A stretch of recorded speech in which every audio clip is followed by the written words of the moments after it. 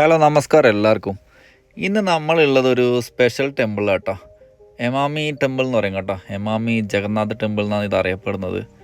ഇത് ഉണ്ടാക്കിയതൊരു husband wife കേട്ടോ. അവരൊരു കമ്പനി ഉണ്ടാക്കിയൊരു ടെമ്പിളാണ്. അതുകൊണ്ടാണ് ഞാൻ പറഞ്ഞ ഒരു സ്പെഷ്യൽ അമ്പലം എന്ന് പറയുന്നത് കേട്ടോ.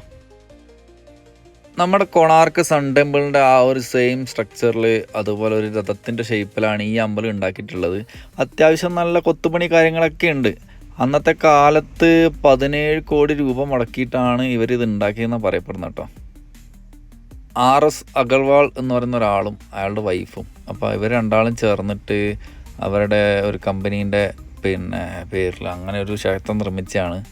ഇത് എനിക്ക് കുറച്ച് കുറച്ച് ഡിഫറെൻ്റ് ആയിട്ട് തോന്നി. കാരണം ഇത്ര പൈസയൊക്കെ മുടക്കിയിട്ട് ഒരു അമ്പലമൊക്കെ ഉണ്ടാക്കിയെന്ന് പറയുമ്പോൾ നമ്മുടെ കർണാടകയിലൊക്കെ ഇങ്ങനെ അമ്പലങ്ങൾ ഉണ്ടാക്കാറുണ്ട് കുറേ ആൾക്കാർ.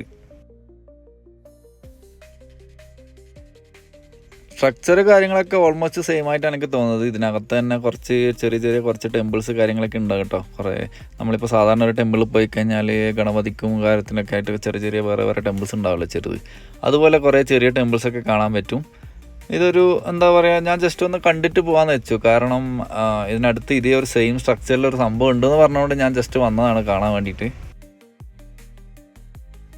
ഇത് സ്ഥിതി ചെയ്യുന്നത് വെച്ചാൽ നമ്മുടെ പുരിയിൽ നിന്നൊക്കെ നമ്മൾ കൽക്കട്ട റൂട്ടിൽ വരികയാണെങ്കിൽ ബാലാസൂർ എന്ന് പറയുന്ന സ്ഥലമുണ്ട്. ബാലാസൂറിനടുത്താണ് കേട്ടോ. ഒരു 7 കിലോമീറ്റർ ബാലാസൂർ ടൗണിൽ നിന്ന് മാറിയിട്ടാണ് ഇത് ചെയ്യുന്നത്. ചെറിയൊരു ഗ്രാമത്തിലാണ്.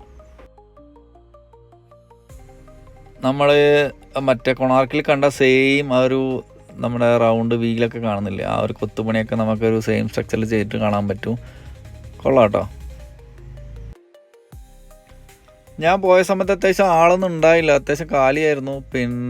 ഈ സൈഡിൽ നിന്നുള്ള സ്ട്രക്ചറൊക്കെ കാണാൻ കൊള്ളാം. ഞാൻ ജസ്റ്റ് ഒന്ന് പോയി കണ്ടേക്കാം, എന്തായാലും നമ്മൾ ഈ വഴി പോകുന്നതല്ലേ, അപ്പോൾ ഒന്ന് കാണാലോ എന്നുള്ള രീതിയിലാണ് വന്നത് കേട്ടോ. ഒരു ഡിഫറെൻറ്റ് ടെമ്പിളായിട്ട് തോന്നി.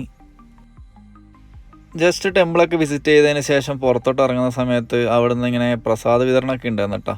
എന്തോ ഒരു പ്രസാദം തന്നു, ഞാനതും കഴിച്ച് വണ്ടീൻ്റെ അടുത്ത് എത്തുമ്പോൾ ആളെ 2-3 പ്രോ വന്നിട്ട് വണ്ടിയൊക്കെ നോക്കുന്നുണ്ടായിരുന്നു. ആൾക്ക് വണ്ടിയൊക്കെ ഭയങ്കര ഇഷ്ടപ്പെട്ടു.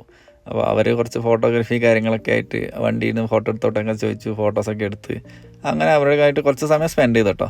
അത് കഴിഞ്ഞിട്ട് വൈകുന്നേരം രാത്രിയാകുമ്പോഴത്തേനും നമ്മുടെ യസീനും അതുപോലെ അക്കീറും ഇവർ രണ്ടാളും ഒരു ഓൾ ഇന്ത്യ ട്രിപ്പിലാണ്. ഇവർ നാഗാലാൻഡിലേക്ക് പോയിക്കൊണ്ടിരിക്കുന്നത്. അപ്പോൾ അവരെ വഴിയിൽ നിന്ന് കണ്ടു. അപ്പോൾ അവർ വിളിച്ചിട്ടുണ്ടായിരുന്നു ഓൾറെഡി. നമ്മൾ ഒന്നിച്ച് ക്യാമ്പ് ചെയ്യാമെന്നൊക്കെ ഡിസൈഡ് ചെയ്തിട്ടുണ്ടായിരുന്നു.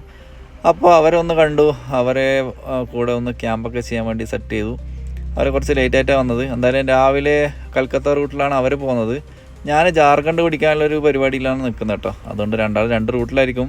ജസ്റ്റ് എന്നാലും ഒന്ന് മീറ്റ് ചെയ്തു. വളരെ സന്തോഷമായി. കാരണം കേരളത്തിൽ നിന്ന് ഒരാളൊക്കെ ഇവിടെ കാണുമ്പോൾ നമുക്ക് ഭയങ്കര സന്തോഷമാണ് കേട്ടോ.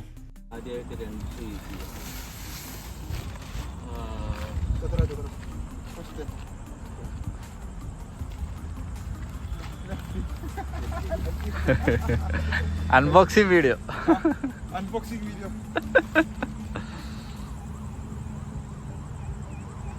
രാത്രി അത്യാവശ്യം ലേറ്റ് ആയതുകൊണ്ട് തന്നെ പിന്നെ ബാക്കി കാര്യങ്ങളെല്ലാം രാവിലെ ആകാന്നുള്ള രീതിയിൽ നമ്മൾ കിടന്നുറങ്ങാനുള്ള പരിപാടി നോക്കി കേട്ടോ. ഞാനും ടെൻ്റ് അടിച്ചിട്ടാണ് കിടന്നത്. അത്യാവശ്യം മഴ പെയ്യാനുള്ള ചാൻസൊക്കെ ഉണ്ടായിരുന്നു. അപ്പോൾ ഞങ്ങൾ 2 പേരും ടെൻ്റൊക്കെ സെറ്റ് ചെയ്ത് അവിടെ തന്നെയാണ് കിടന്നുറങ്ങിയത് കേട്ടോ. ഒരു ചെറിയൊരു ഗ്രൗണ്ട് കിട്ടി നമുക്ക് ക്യാമ്പ് ചെയ്യാൻ വേണ്ടിയിട്ട്. അവിടെയായിരുന്നു ഉറങ്ങിയത്. അപ്പോൾ രാവിലെ ഇവരുടെ വിശേഷങ്ങളൊക്കെ ചോദിച്ചറിയാം. അതിൻ്റെ കാഴ്ചകളൊക്കെ ആയിട്ട് നമുക്ക് അടുത്ത വീഡിയോയിൽ കാണാം കേട്ടോ. നമ്മൾ ജാർഖണ്ഡിലേക്കുള്ള പോക്കാണ്.